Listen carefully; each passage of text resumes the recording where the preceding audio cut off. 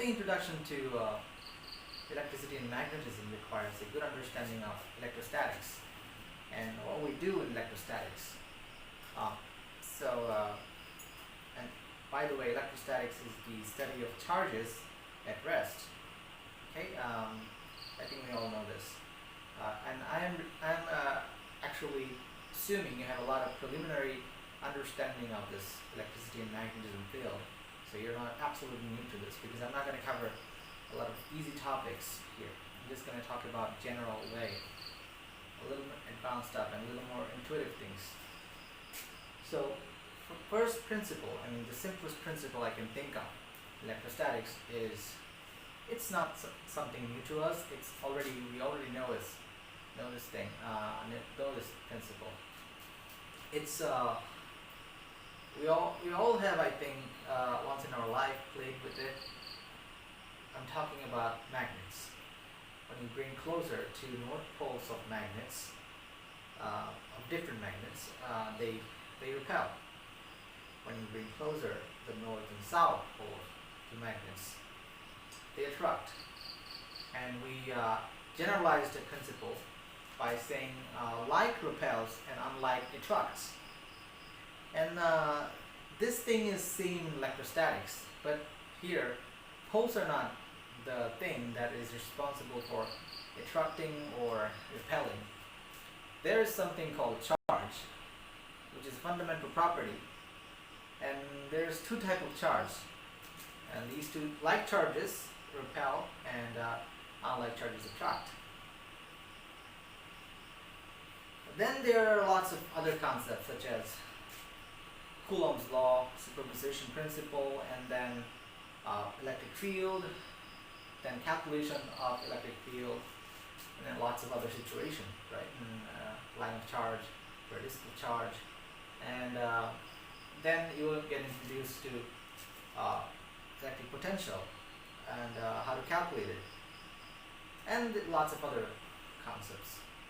And by the time you get your head around, you start to get your head around these topics, it becomes so blurry. It became blurry to me. All those concepts, why are they there, and why are we defining lots of new concepts? There's got to be a connection between all of these things. And this video is just to show you a connection between different concepts in, or the main concepts in electrostatics, I would say. But the first thing I would like to remind you of is Newton's second law, because it is important. Well, Newton's second law is a very simple law, of course you know about it, which is F equals ma, which says that, okay, let's not restate the statement here, F equals ma, we all know this, but why am I talking about Newton's law in electrostatic lecture? Because if we know the force on a particle, on an object, then we can describe its future path, or basically its future. We can describe everything about its future. So all we need to describe the dynamics of something is just the force. So how about the dynamics of a charged particle in electrostatics? Let's say there is a charge sitting somewhere else. Let's say a charge plus Q here, and another charge somewhere else, a little far away from it. Plus, let's call it Q1 and let's call it Q2. By experiment, it should feel a repulsion, and the direction is of course away from the plus charge, because I'm considering the both as positive here. Now I want to know the dynamics of Q2, or the motion of Q2. What's going to happen after that time? Let's say after t time, then what's going to happen to it? I want the motion of it as a function of time or something like that, but what I need to know is just the force on Q2. And this force is given by the Coulomb's law. Okay, Coulomb's law gives us the force between two charged particles at rest. But the problem here is, in Newton's law, let's go back to Newton's law. The forces we knew of, they were contact force.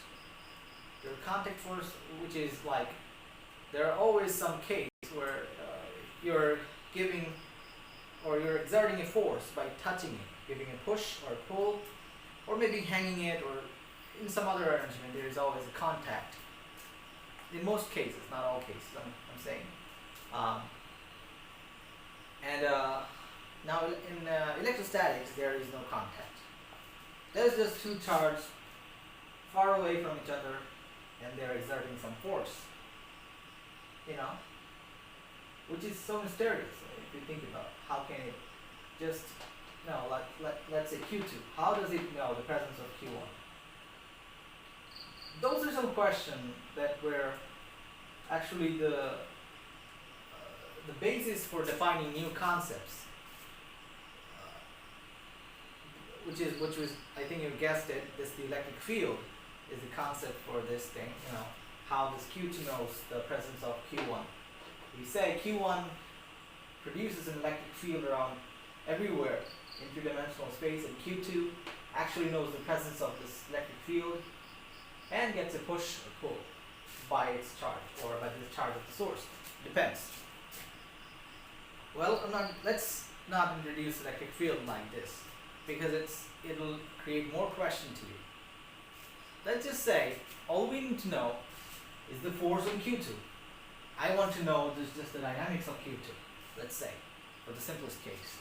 Now the force on Q2 is very easy to calculate, just like I said, using Coulomb's law.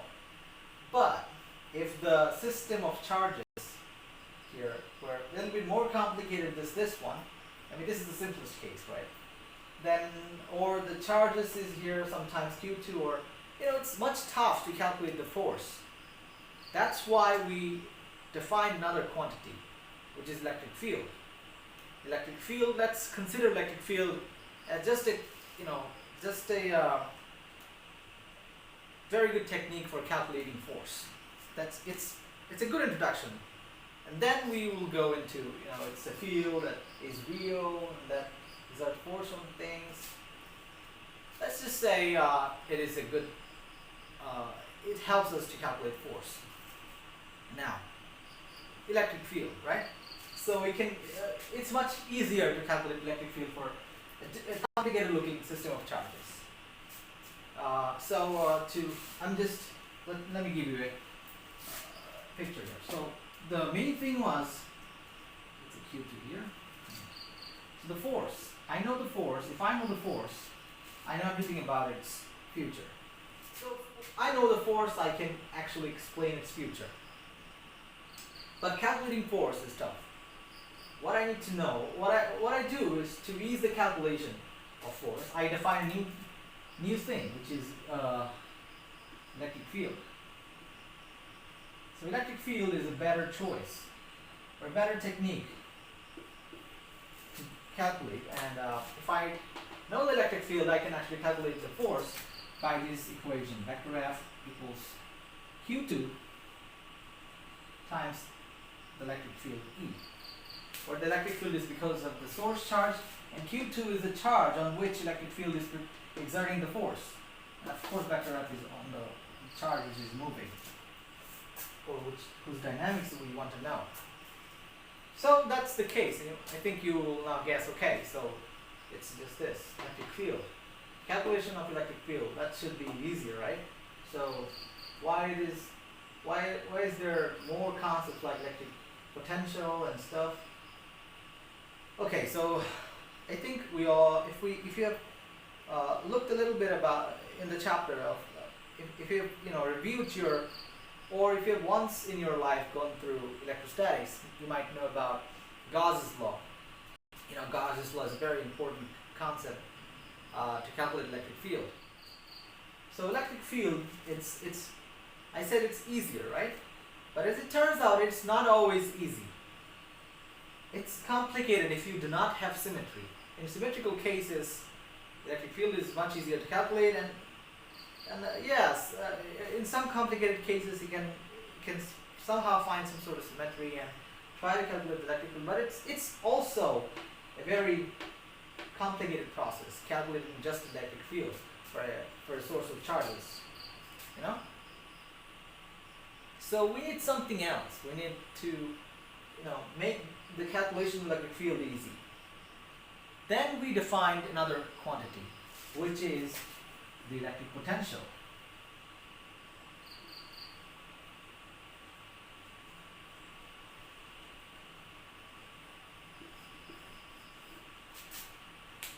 Now, electric potential is a scalar quantity, where electric field was a vector quantity. And vector quantity has three components, and it's much difficult to find three components of a field. If I know just the electric field, one scalar component, I know everything about the electric field, which is the information along the three components, three directions. I just only need to know one scalar quantity, and I can know electric field. Now, electric potential, I'm not going to define this thing for you. I'm just going to say it is a scalar quantity and it's very easy to calculate. I'm not going to give you any scenario here. I'm just saying you just have to take my words for it, because we will find it out later in our video course or video series, I guess, that potential is much easier to calculate. It's a scalar quantity. Potential is much easier. Let me give you a for instance here. So this is not actually relevant to calculation of any electric field or something.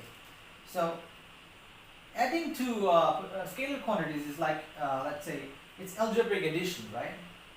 Let's say I want to calculate two scalar field here. I'm just going to add the values of, let's say here, the Q1 as the electric potential here is V1. And for Q2, the electric potential here is V2. Okay? So the total electric potential here, just the algebraic sum of V1 and V2. Algebraic sum of the net V equals algebraic sum